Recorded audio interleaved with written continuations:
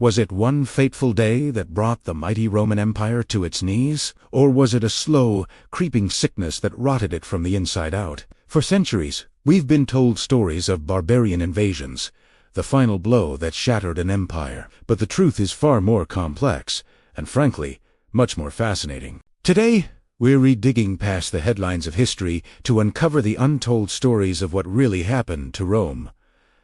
Let's start not on the battlefield, but in the ground, beneath the feet of Roman citizens. Archaeologists studying ice cores from Greenland and glaciers in the Alps have found something remarkable. They've mapped out volcanic eruptions from ancient times, and guess what? A series of massive eruptions in the 6th century plunged Europe into a volcanic winter. Imagine skies so full of ash that the sun is dimmed for over a year.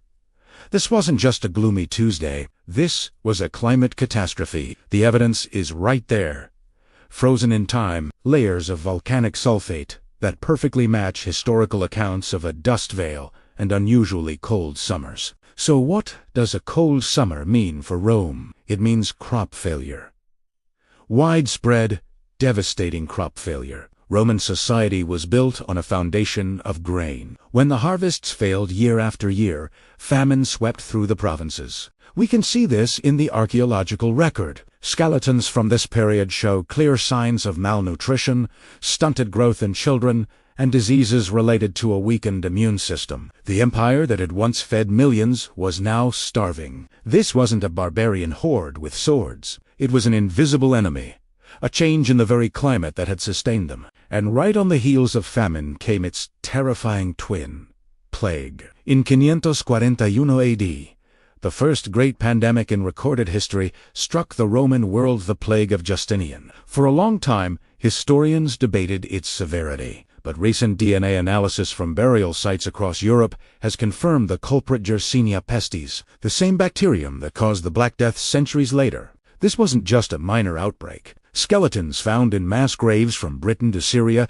have tested positive for this specific pathogen. Contemporary writers like Procopius described Constantinople, the capital, losing thousands of people a day. The streets were filled with the unburied dead. Imagine an empire, already weakened by hunger, now decimated by a disease that killed up to a third of its population. The tax base collapsed. The army couldn't find new recruits, and entire cities were hollowed out. The empire was bleeding from 1,000 invisible cuts.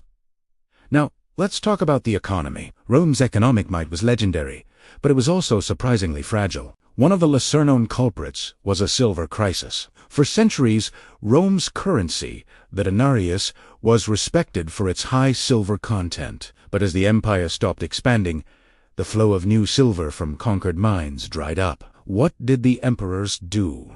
They started debasing the currency, mixing silver with cheaper metals like copper to mint more coins. We know this because we can analyze the metal content of surviving Roman coins. A coin from the time of Augustus might be nearly pure silver, but one from the 3rd century could be less than 5% silver, just coated with a thin wash to make it look legitimate. What does this mean for the average Roman? Runaway inflation. Your life savings could become worthless in a single generation. People lost faith in the money. They resorted to barter or hoarded old, pure coins.